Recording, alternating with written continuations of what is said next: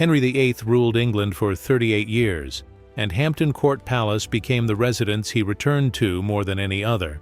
He did not build it. His chief minister, Cardinal Thomas Wolsey, spent 7 years and a fortune turning a modest manor on the River Thames into one of the finest houses in the kingdom, only to hand it to the king in 1529, once his own political standing collapsed. Henry then expanded it further, adding a new great hall, new kitchens, and new lodgings, until it could hold close to 1,000 people when the court was in full residence. Every one of those people had a role connected to the king: cooks, grooms, guards, musicians, and dozens of gentlemen who spent their careers near him existed to keep one man fed, dressed, entertained, and safe. Most retellings of Henry VIII's life focus on jousts, weddings, and executions. Fewer describe what happened once the day's business was finished, and the king withdrew behind the palace's inner doors. Supper for hundreds of people did not stop because the sun went down, and musicians and guards did not stop working either. The palace's most elaborate rituals were reserved for the hours after dark, when the king moved from the public rooms built to display his power to the private ones built to protect it. So, what did an evening at Hampton Court involve for the king and for the household built around him, and who was still awake long after he had finally gone to sleep? By Tudor standards, the working day at court finished early.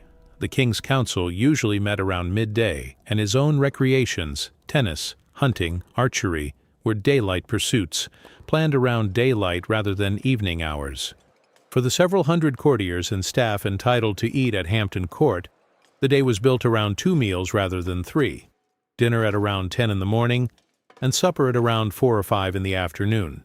By modern standards, this counts as an early meal rather than an evening one, but it meant that what we would now call night at the palace began earlier than expected, and lasted far longer than the meal itself. The king's own timetable was looser than that of the courtiers below him. He was not bound to the same bell, and on many nights he ate later than the general household, especially when council business or an ambassador's audience delayed him. But for everyone else, supper marked the point where the working day formally ended, and where the palace's evening routines, quieter in some rooms, far busier in others, began. Before any of that could happen, though, a king who intended to eat with any formality needed to change out of the clothes he had worn since morning, and that alone required a small operation of its own. Only a small number of men were legally permitted to touch the king's body. This was written into the household regulations of the time, the ordinances of Eltham, which allowed only 6 senior attendants, the gentlemen of the Privy Chamber, to dress him or lay hands on his person, apart from warming his clothes beforehand. Everyone else, however senior, kept a respectful distance. These gentlemen were not tailors or ordinary servants. They were noblemen, often close friends of the king, competing for a post that paid around £50 a year, but was worth far more in influence, since it guaranteed daily access to the one man whose favor decided careers, marriages, and fortunes. Overseeing this small group was a figure whose title sounds almost comic today: the groom of the stool. The role began generations earlier as a practical one, attending to the king's toilet and monitoring his health through diet and bodily functions reported to the royal doctor. By Henry's reign, it had grown into something else entirely. The groom managed the king's finances through the privy purse, decided which courtiers could approach the king in his most private rooms, and ran the daily operation of the privy chamber. Men who held the post grew wealthy, some earning sums comparable to a leading nobleman's income, not despite their original duties, but because of them. Nobody spent more private time with Henry VIII than his groom of the stool, and in a court built around access to the king, that time mattered more than any title. While the king dressed, a much larger operation was already in progress in the Great Hall, where several hundred people were about to be fed at once. The hall itself was completed in the mid-1530s, built deliberately in an old-fashioned style, with a carved timber hammer-beam roof, to resemble the halls of the medieval kings Henry saw as his ancestors and models. Carved wooden heads, later nicknamed the eavesdroppers, still look down from that roof, and one long-standing theory holds they were meant as a quiet warning to courtiers not to gossip. Later in the reign, the hall was hung with an enormous set of tapestries depicting the life of the biblical patriarch Abraham, woven in Brussels from wool, silk, and threads of real gold and silver. Each one was valued, at the time, at roughly the cost of a fully equipped warship. Nobody eating supper beneath them could mistake the room for anything but a deliberate display of royal wealth. Roughly 600 courtiers and staff held the right to eat there twice a day, though not all of them were treated equally once inside. Food was served in what the household called messes, a set of 3 or 4 dishes divided between 4 people, who ate only from their own shared portion rather than choosing freely from the table. A sumptuary law passed in 1517 fixed exactly how many dishes each rank was entitled to, so that a duke, an earl, or a bishop received 7 dishes at a sitting, while a cardinal, a rank above them, received 9. Rank determined how much food arrived in front of a person. Serving the meal was its own small ceremony.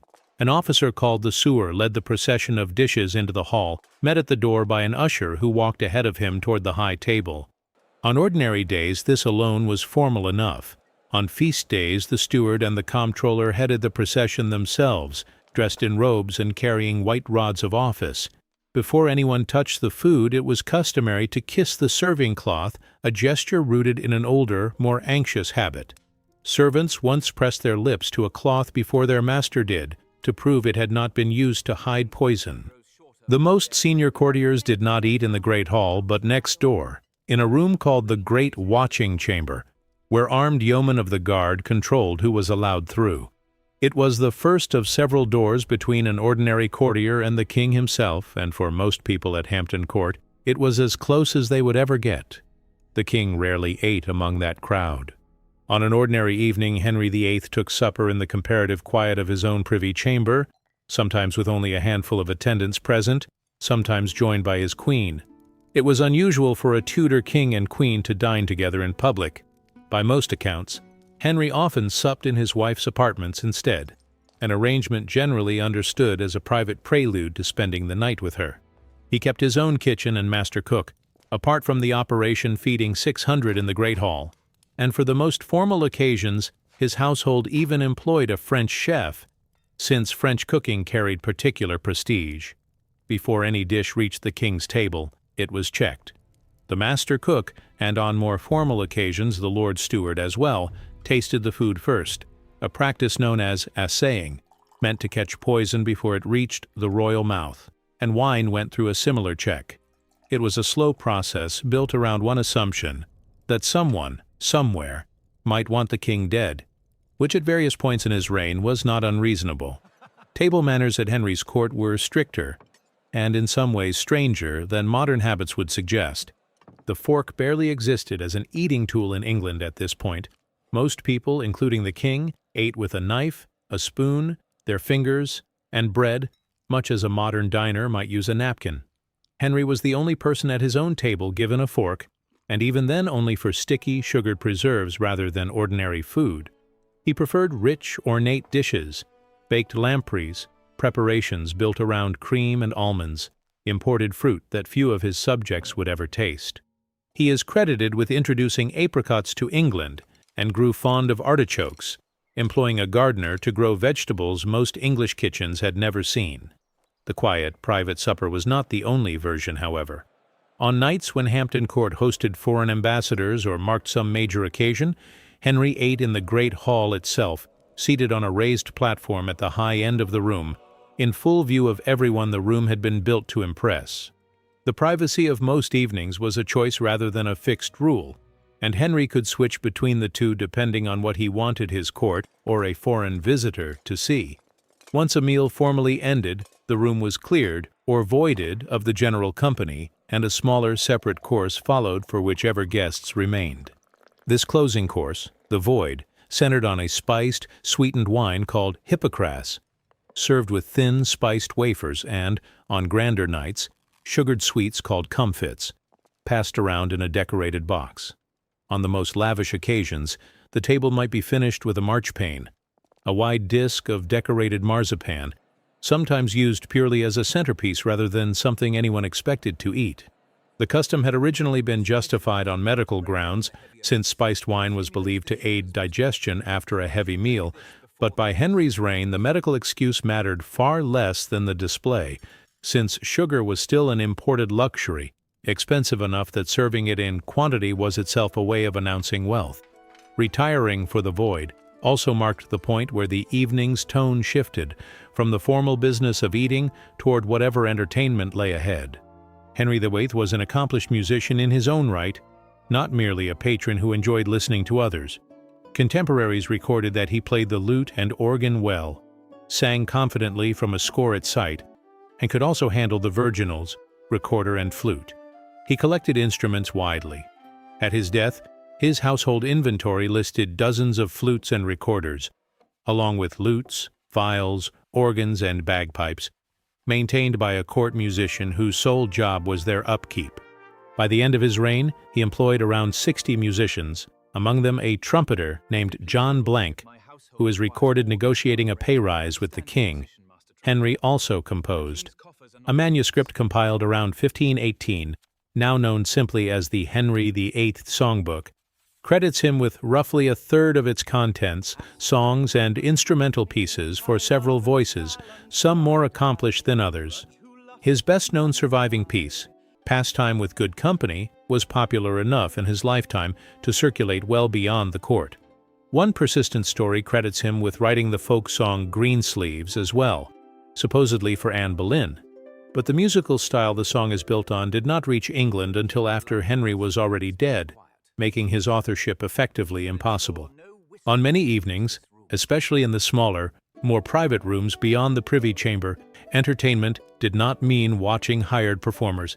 It meant the king himself playing, singing, or accompanying a small circle of favored courtiers and, at various points in his reign, a musically talented queen. Music in these rooms was closer to a private hobby than a formal performance, shared only with the small number of people allowed that far into the palace. Dancing, and a specific form of costumed entertainment called the mask, filled many of the king's evenings, especially earlier in his reign. Henry introduced the mask to the English court in 1512, borrowing the idea from Italy. A group of courtiers, the king often among them, would arrive in disguise, wearing matching costumes and visors, invite the assembled ladies to dance, and unmask only once the dancing was finished. One well-documented example, staged in 1522 and known as the Chateau Vert, cast a young Anne Boleyn as the virtue Perseverance, years before she became queen. Foreign ambassadors described a king who danced late into the night and, on one occasion, discarded his shoes to move more freely across the floor.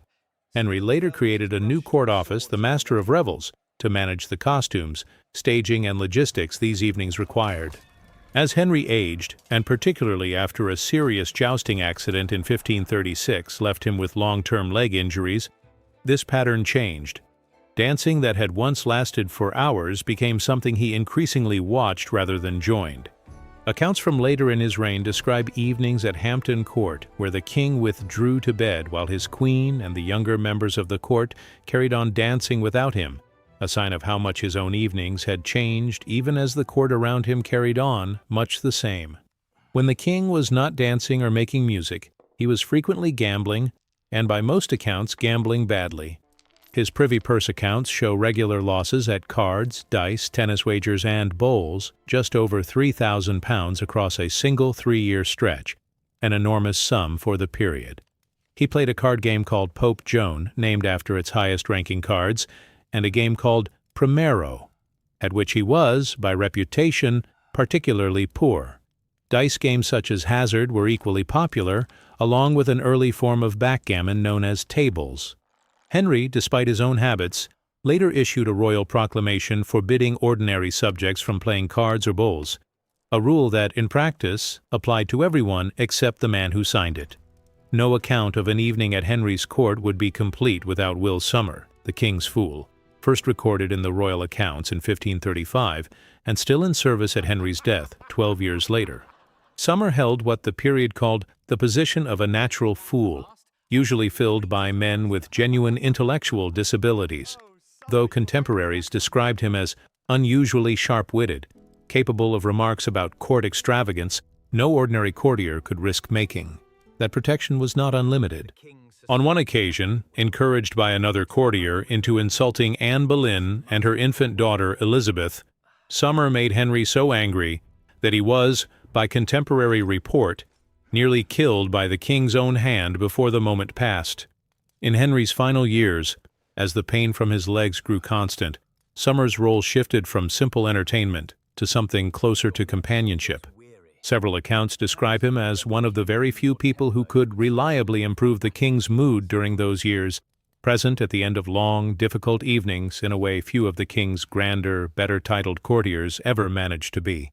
As the evening continued, the king moved steadily inward, through rooms designed to filter out everyone who was not essential. An outer chamber gave way to a presence chamber, which gave way to the privy chamber itself, then a smaller withdrawing room, and finally the bedchamber, each one guarded, each one admitting fewer people than the room before it. Most courtiers at Hampton Court, whatever their rank, never passed beyond the first of these doors in their entire time at court. The withdrawing room, reserved for card games, music, and informal conversation with the king, was open only to a small circle of favorites, often the same men and women who had shared his supper or his dancing earlier that evening. Deciding who could cross each threshold fell once again to the groom of the stool, whose authority over the king's private rooms extended into the night as thoroughly as it governed the day. A gentleman who had spent the whole evening in the king's company might still be turned back at the bedchamber door, since that final room belonged to an even smaller group of men whose only task was to get the king undressed, settled, and asleep. Undressing the king followed roughly the reverse of the morning ritual, and involved much the same small group of men. The esquires of the body, 4 to 6 trusted attendants, held formal responsibility for dressing and undressing him, and for watching over him, in the ordinance's own words, day and night. They were among the very few men, alongside the gentlemen of the privy chamber, permitted to touch the king at all.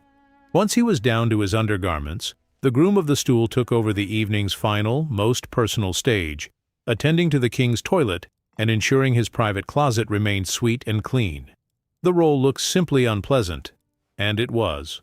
But that closeness was exactly what made it so valuable. A man who saw the king at his most vulnerable every single night inevitably learned things nobody else in England knew, and Henry rewarded that trust generously. His grooms grew rich, held land across several counties, and sometimes wielded influence that rivaled noblemen with far grander titles. As Henry's body changed in his final decade, this nightly process changed with it. The jousting accident of 1536, in which his horse fell and crushed him for close to 2 hours, left him with leg injuries that never properly healed.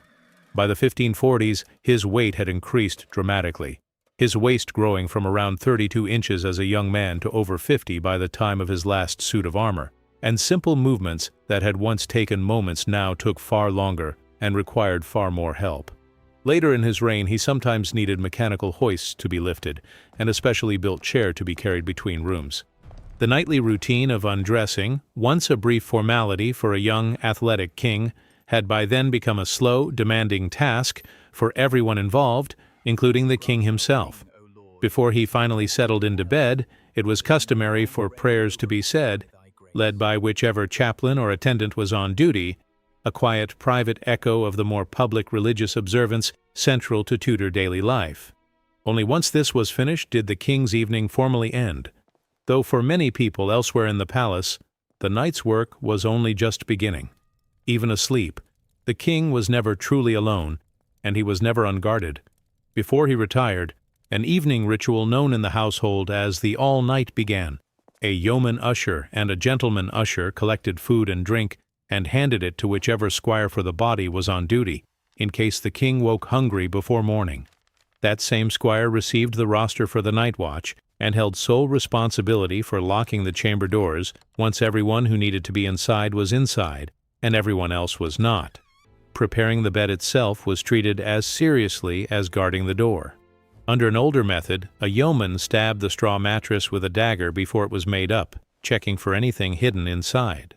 Under a newer method, a yeoman instead rolled across the canvas and feather layers, spreading the stuffing evenly, with much the same result. Only once this check was complete were the sheets, pillows, and covers arranged, each item placed according to fixed instructions, rather than individual habit. It shows how seriously the Tudor court took the chance that someone might hide a weapon in the king's own bed. Guards not required inside the king's chamber waited through the night in the adjoining guard chamber rather than going off duty. 4 separate patrols took place before morning. Yeomen inside the king's own rooms checked that chamber repeatedly through the night, while a second group patrolled the wider palace beyond it. No household business and no message from outside, however urgent, could reach the king without the express permission of the duty esquire, who held more practical control over access to him than almost anyone else at court, the groom of the stool included. By the time the doors were locked, the bed checked, the food set aside, and the watch set for the night, Henry VIII had gone from the most visible man in the kingdom, seated in full view beneath tapestries worth a worship apiece, to the most carefully concealed one, asleep behind guarded doors almost nobody in England was allowed to pass. Work continued elsewhere in the palace regardless. Cooks banking their fires for the next day's meals, guards pacing corridors that were, for a few hours, otherwise empty. None of this happened because Henry VIII was an unusually anxious man. It happened because he was king and because in a court built around access to a single person, controlling that access at every hour, including the ones when he was unconscious and defenseless, was how power worked in Tudor England. The same instinct that filled his great hall with tapestries worth a small fortune also filled his bedchamber with armed men checking his mattress for hidden blades. Both were driven by the same underlying concern, the fear of losing control. It is worth remembering that almost none of this privacy was voluntary in any ordinary sense. Somebody dressed him, undressed him, tasted his food, made his bed, and stood outside his door until sunrise, every single night, for nearly 4 decades. Whatever else can be said about life as the most powerful man in 16th century England, it was never for a single hour of the day or night actually private.